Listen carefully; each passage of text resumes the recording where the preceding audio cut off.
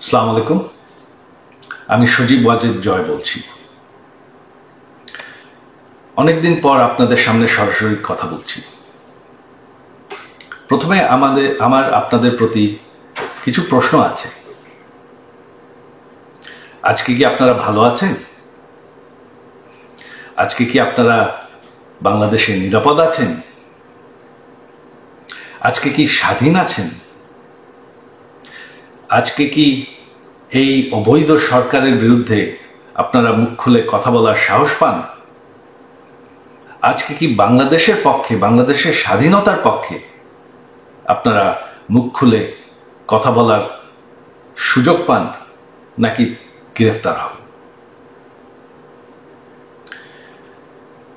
গত 1 বছর ধরে এই অবৈধ অনির্বাচিত রাজাকারদের সরকার অবৈধভাবে ক্ষমতা দখল করে আছে। গত 1 বছর ধরে তারা স্বাধীনতার ইতিহাস মুছে ফেলার চেষ্টা করছে, স্বাধীনতার চেতনা মুছে ফেলার চেষ্টা করছে, এক এক করে প্রতিটি সরণি বুলডোজার দিয়ে ধ্বংস করছে এবং কি সে ঐতিহাসিক 32 নম্বর বাড়ি, যেই বাড়ির থেকে আমাদের স্বাধীনতা ঘোষণা করা হয়, সেই বাড়িটিকেও তারা বুলডোজার দিয়ে ধ্বংস করে ফেলেছে। আজ সেই জামাতি রাজাকাররা দাবি করছে যে আমাদের সংবিধান বদলাতে হবে। যেই রাজাকাররা আমাদের দেশের 30 লক্ষ মানুষ হত্যা করেছে, 2 লক্ষ নারী নির্যাতন করেছে, আজকে তারা বাংলাদেশকে ফেরত পাকিস্তান বানাতে চায়। আপনারা কি সেটা চান?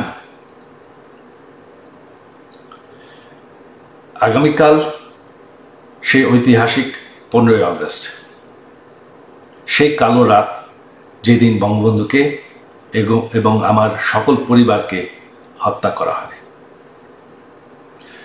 বঙ্গবন্ধু কোনো রাজনৈতিক দলের সম্পদ নয়।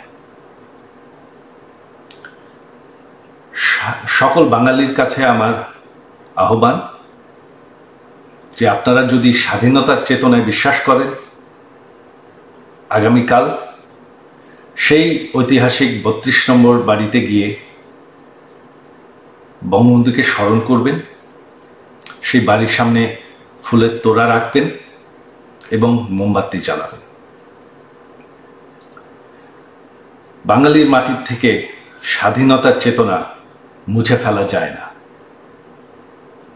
স্বাধীনতার ইতিহাস মানুষের মনের থেকে মুছে ফেলা যায় না। আর বঙ্গবন্ধুকে বাংলাদেশের মানুষের মনের থেকে মুছে ফেলা যায় না। 32 নম্বর একটি বাড়িটি আর নেই, তবে সেই 32 নম্বর ধানমন্ডি ঠিকানাটি এখনো আছে, সেই মাটিটি এখনো আছে। আর মাটি কোনোদিন মুছে ফেলা যায় না, চেতনা কোনোদিন মুছে ফেলা যায় না। আর আমার বিশ্বাস আপনারা বঙ্গবন্ধুকে ভুলেন নাই। তো এটাই আমার আহ্বান, আপনারা একটু সাহস করে যাবেন। এখন আর ভয় পাওয়ার কিছু নাই। এই অবৈধ সরকারের, এই রাজাকারদের সরকারের সময় শেষ হয়ে এসেছে। বাংলাদেশের মাটির থেকে কোনোদিন 71-এর ইতিহাস মুছে ফেলা যাবে না, বঙ্গবন্ধুকে মুছে ফেলা যাবে না। জয় বাংলা।